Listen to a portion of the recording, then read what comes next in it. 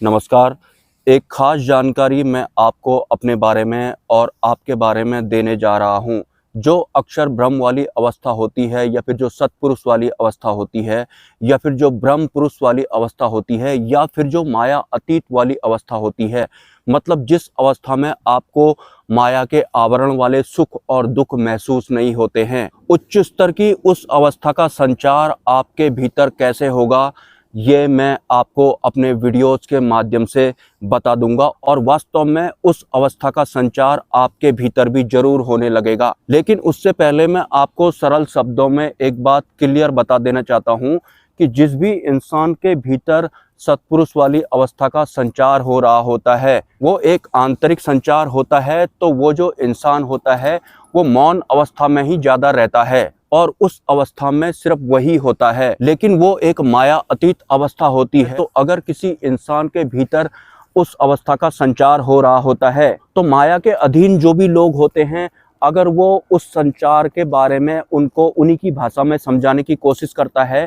तो उसे एक तरह से प्रॉब्लम जैसी हो जाती है, क्योंकि दिमाग का इस्तेमाल करना होता नहीं है और मन का इस्तेमाल करना होता नहीं है। और जो लोग उस अवस्था को ग्रहण करने के विषय में ज्ञान सुन रहे होते हैं या फिर ग्रहण कर रहे होते हैं, वो लोग बुद्धि का इस्तेमाल कर रहे होते हैं और वो लोग मन के अधीन भी होते हैं। तो अपने आवरण से बाहर निकलकर मुझे आप लोगों को ये सब बताना पड़ेगा और स्टेप टू स्टेप आपके भीतर उस अवस्था का संचार कैसे होगा ये भी मैं आपको बता दूंगा। इतना भरोसा तो मुझे अपने आप पर है। लेकिन वास्तव में अगर मैं उस प्रोसेस को माया के अधीन वाले लोगों के साथ शेयर करता हूँ या फिर उनके भीतर उनको फिट करने की कोशिश करता हूँ, तो फिर ये मेरे लिए कुछ ऐसा होता है कि मुझे उच्च स्तरीय आवरण को छोड़कर निम्न स्तरीय या फिर पीछे वाले आवरण में आना पड़ेगा, जो कि एक साधक जो कि सत्पुरुष वाली अवस्था में भी सरवाइव करता है उसे अच्छा नहीं लगता है, या फिर वो अच्छा होता ही नहीं है तो अच्छा लगेगा भी क्यों। आपको एक वास्तविक सत्य अगर मैं बताऊं तो मुझे इस तरह के वीडियोज बनाने की वजह से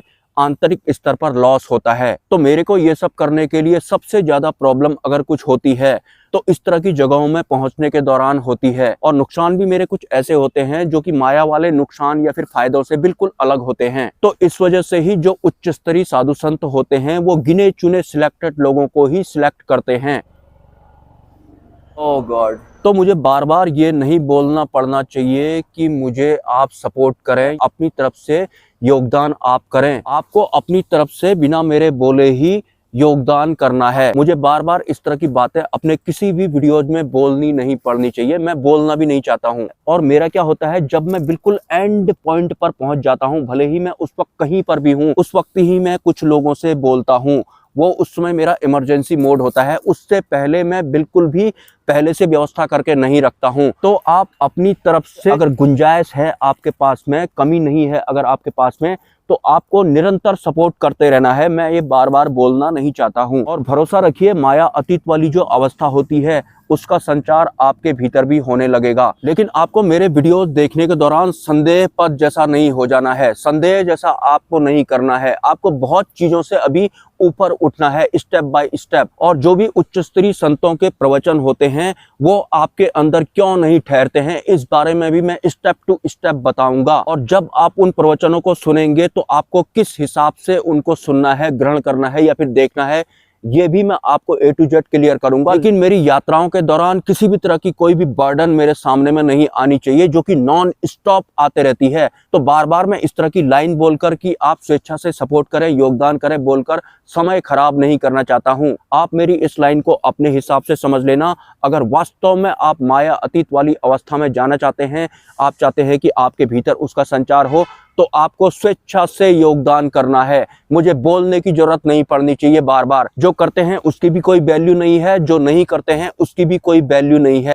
लेकिन मेरे रास्तों में अगर ब्लॉकेज आएगी, जैसा कि मैंने आपको बताया कि मुझे इस तरह के वीडियोज बनाने की वजह से आंतरिक स्तर पर नुकसान होता है। अगर एक दिन आप मेरी अवस्था में होंगे तो आपको भी ये नुकसान फेस करने पड़ेंगे। आज लगभग 15-20 दिनों बाद इस लोकेशन पर बंदर आए हैं। लगता है वो जो बाघ आया था जिसने 3 बकरियों को मारा था और 2-3 इंसानों को भी लपेट दिया था, वो यहाँ से जा चुका है। अगेन कहाँ गया था तुझे? कहाँ गया था? आपको अगर मैं छोटी मोटी ब्लॉकेज बताऊं तो जैसे अभी मैं यहाँ पर बैठा हुआ हूँ, यहाँ पर अक्सर शराबी कबाबी लोग आते हैं, काम प्रिय लोग आते हैं। अगर वो यहाँ पर आ जाएंगे तो मैं उन्हें जा यहाँ से नहीं बोल सकता हूँ। मैं नहीं चाहता हूँ कि मुझे किसी से बात करनी पड़े, मुझे तुरंत ये स्थान यहाँ से छोड़ना पड़ेगा, भले ही कोई भी टाइम हो उस वक्त। टोटल मिलाकर के मेरी अवस्था को डिस्ट्रैक्टेड करने वाले ये सांसारिक लोग होते हैं, नशेड़ी भंगेड़ी गजेड़ी लोग होते हैं, जो कि यहाँ पर आते जाते रहते हैं। जब यहाँ पर कोई नहीं होता है तो ही मैं ये सब कर सकता हूँ। मुझे वो दिखने भी नहीं चाहिए। अभी मुझे वो दिख रहे हैं, वहाँ पर आए हैं 4-5, उसमें 2-3 लड़कियां भी हैं, 4-5 लड़के भी हैं, और वो नशा करने वगैरह यहाँ पर आए हुए हैं। यहीं पर ज़्यादा दूर नहीं है, 100 मीटर से मुझे वो दिख रहे हैं। और हाँ, जो माया अतीत वाली अवस्था होती है, जो सत्पुरुष वाली अवस्था होती है, जो कि एक संचार होता है, वो एक महाशून्य वाली अवस्था होती है। महाशून्य वाली अवस्था मतलब अहम शून्य वाली अवस्था। अहम शून्य वाली अवस्था को भी मैं आज सरल कर देता हूँ। अहम शून्य अगर आपका नहीं होगा तो आप महाशून्य वाली अवस्था में नहीं पहुंच पाएंगे। अगर आप किसी भी गुरु या फिर संत के बारे में जानना चाहते हैं, उसकी निंदा करना चाहते हैं, भले ही आप उसकी बड़ाई क्यों ना करना चाहते हो, कुछ भी अगर आप अपने अलावा किसी दूसरे के बारे में जानना चाहते हैं, तो इसका सीधा सा मतलब ये है कि आपका अहम आपके साथ में चल रहा है। आप चाहते हैं कि आपको किसी के बारे में कुछ भी पता लग जाए तो उसके बाद आप उसकी निंदा कर पाएं, या फिर अपने मन के हिसाब से अपने अहंकार को तृप्त कर पाएं। तो किसी भी गुरु, सदगुरु या फिर किसी अन्य ऋषि मुनि के बारे में जानने की इच्छाएं जो भी आपके अंदर चल रही हैं, वो आपके अंदर नहीं चलनी चाहिए। ये अहंकार होता है, ये अहम होता है। अहम शून्य होना है आपको, तब जाके आप महाशून्य में आएंगे। अगर आप सत्पुरुष या फिर अक्षर ब्रह्म वाली अवस्था में जो भी इंसान या साधक चल रहे हैं, जिनके भीतर उनका संचार हो रहा है, अगर उनके सामने आपने किसी भी दूसरे गुरु के बारे में पूछा, या फिर आप तर्क वितर्क करने वाले जैसे होते हैं, या फिर तुलना करने वाले जैसे होते हैं, तो ये आपके अंदर आपका अहंकार है। आपका अहम अभी शून्य नहीं हुआ है। ऐसे साधकों को भी सत्पुरुष छोड़ देते हैं, या फिर जो संचार उनके भीतर होने वाला है वो डिस्कनेक्ट हो जाता है। अगर किसी दूसरे के बारे में आप जानना चाहते हैं ताकि आप उसकी निंदा कर पाएं, भले ही वो कोई गुरु हो या फिर कोई आम इंसान ही क्यों ना हो, या फिर कोई विषय ही क्यों ना हो, बहुत बारीकी से मुझे ये सब आप लोगों को बताना पड़ेगा। जो माया के अधीन है, और माया तो इतनी प्रबल होती है कि एक दिन वो आपको अपना वाला परमात्मा बना करके दिखा देगी, और आप मान भी जाएंगे कि ये वाला भी परमात्मा है। लेकिन अगर आप अपने आत्म भाव में टिकने वाले होंगे तो आपको आइडिया लग जाएगा कि ये जो परमात्मा के बारे में माया ने मुझे दिखाया है, या फिर जो भी संचार मेरे भीतर हुआ है, ये उस पीक तक मुझे लग नहीं रहा है। फिर से हवाई जहाज आ गया।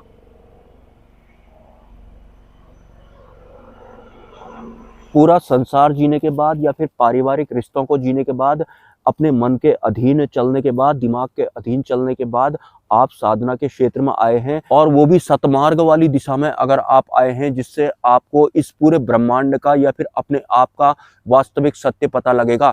सबसे पहले तो आपको आपके शरीर का पता लगता है कि आप इस दुनिया में आखिर आए कैसे हैं, किन की वजह से आप इस दुनिया में आए हैं, आपके माता पिता को किसने पैदा किया था, आपके दादा दादी जो अब इस दुनिया में नहीं है उनकी चेन कैसे चल रही है, आपके होने वाले बच्चे कौन हैं, भाई बहन माँ बाप आपके कौन हैं, किस तरह से किसी एक पर्टिकुलर सत्ता द्वारा आपके पूरे वंश को या फिर आपके परिवार को पैदा करवाया गया है। सिर्फ एक काम वाली ऊर्जा ये काम करती है, जैसे कि आप काम वाली सत्ता भी कह सकते हैं, जिसके बारे में ऑलरेडी मैं एक वीडियो बना चुका हूं। अभी बहुत कुछ उसमें क्लियर करना है। काम वाली ऊर्जा का मतलब है वो सिर्फ एक काम है, कोई फीलिंग नहीं है, कोई रिश्ते नहीं है, कोई नाते नहीं है। उस ऊर्जा की वजह से आपके पिता पैदा हुए थे, आपकी माँ पैदा हुई थी, या फिर आपके बच्चे पैदा हुए थे, या फिर आपके आगे को आपका वंश चलेगा, सिर्फ एक पर्टिकुलर ऊर्जा की वजह से। जैसे कुलदेवी और कुल देवता होते हैं, वो सिर्फ हमारे परिवार तक ही सीमित रहते हैं, या फिर हमारे वंश तक ही सीमित रहते हैं। तो एक पर्टिकुलर काम वाली ऊर्जा का भी इसमें एक महत्वपूर्ण योगदान होता है, जो सिर्फ आपके परिवार या फिर आपके वंश तक ही सीमित होती है। मतलब आपका आज तक जितना भी परिवार बना है, तो सिर्फ उस पर्टिकुलर काम ऊर्जा के प्रवाह या फिर संचार की वजह से बना है। मतलब उस ऊर्जा में किसी भी तरह की कोई फीलिंग वगैरह नहीं है, जिस तरह की फीलिंग माँ बेटे के मामले में होती है, या फिर भाई बहन के मामले में होती है, या फिर किसी अन्य रिश्ते के मामले में होती है। लेकिन हमारे पैदा हो जाने के बाद, या फिर हमारे माता पिता के या फिर हमारे दादा दादी के पैदा हो जाने के बाद जो रिश्तों का भास हमें होता है कि ये मेरी माँ है, ये मेरी बहन है, वो माया की एक अलग सत्ता काम करवाती है ये सब महसूस करवाने का कि ये माँ बेटे का रिश्ता है, ये भाई बहन का रिश्ता है या फिर ये किसी अन्य तरह का रिश्ता है। लेकिन जो काम वाली चेतना होती है वो सिर्फ काम होती है, वो रिश्तों को नहीं जानती है। रिश्तों को महसूस करवाने वाली एक अलग सत्ता होती है, ये भी माया के अधीन होती है। तो जिन भी साधकों को अपने ही फैमिली मेंबर के साथ काम वासना वाले दृश्य दिख रहे होते हैं और वो कंफ्यूज हो जाते हैं कि इन दृश्यों की आखिर वास्तविकता क्या है, क्या ये कोई नेगेटिव ऊर्जा करवा रही है, मेरे ही परिवार के मेंबरों के साथ मुझे काम वासना वाले दृश्य दिखाने का क्या मतलब है। वो वही वाली काम वाली ऊर्जा होती है जिससे आपका आज तक का वंश चला हुआ है या फिर आप पैदा हुए थे। उसमें कोई फीलिंग नहीं होती है, वो आपको बताने की कोशिश करती है कि मैं कोई सिद्धि नहीं हूं, मैं कोई नेगेटिव ऊर्जा नहीं हूं, मैं सिर्फ एक काम वाली चेतना हूं या फिर ऊर्जा हूं या फिर सत्ता हूं जिसकी वजह से तुम्हारे पापा जी पैदा हुए थे, तुम्हारे दादा पैदा हुए थे, तुम्हारी लड़की पैदा हुई थी, तुम्हारा बेटा पैदा हुआ था या फिर तुम्हारी माँ पैदा हुई थी। रिश्तों वाली फीलिंग उसमें बिल्कुल भी नहीं होती है। तो वो अपने आप को कुछ इसी तरह से बताती है, संभोग के दृश्य दिखाकर आपके ही पारिवारिक मेंबर के साथ आपको, कि मैं ये पर्टिकुलर काम वाली चेतना हूं, मेरे संचार की वजह से ही तुम आज इस दुनिया में आए हो, और वो भी हमारे कुल देवी देवता की तरह सिर्फ हमारे परिवार या फिर वंश तक ही सीमित रहती है, बाहर का वो नहीं दिखा सकते हैं। इसलिए वो बाप बेटी को संभोग वाले दृश्य में दिखा देते हैं, माँ बेटे को दिखा देते हैं, या फिर किसी भी परिवार के जो खास रिश्ते होते हैं उनको ही एक दूसरे से संभोग वाले दृश्य में दिखा देते हैं। वो सिर्फ एक काम वाली ऊर्जा होती है, उसमें फीलिंग नहीं होती है।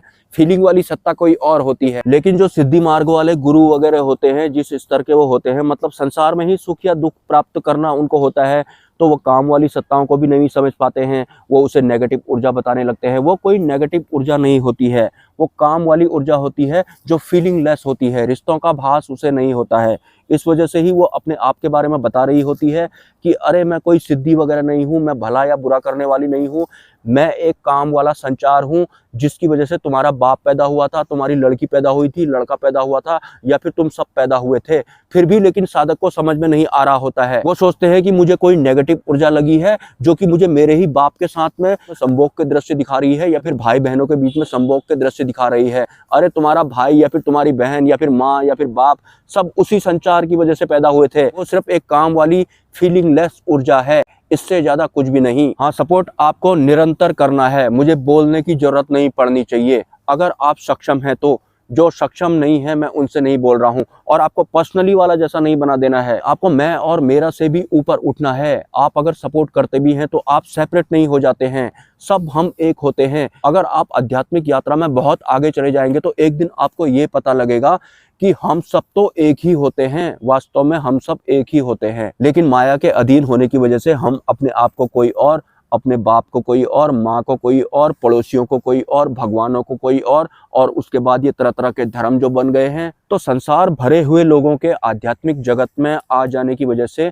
ये पूरा मामला ही उलझ गया है। इसको सुलझाना मुझे है, और अकेले ये सब काम करना मेरे लिए कितना मुश्किल पड़ता है ये मैं जानता हूँ। मैं चाहता हूँ कि 10-15 और हो जाएं यार इस टाइप के, जिससे जल्दी ये माया रूपी संसार या फिर माया रूपी जो शरीर है आपका, जिनको ये बहुत तरह की सत्ताएं चला रही हैं, जिनमें से काम वाली भी एक फीलिंगलेस वाली ऊर्जा होती है, उसका ही बोध हो जाए कम से कम तुम लोगों को। मिलते हैं किसी नेक्स्ट वीडियो में। नमस्कार।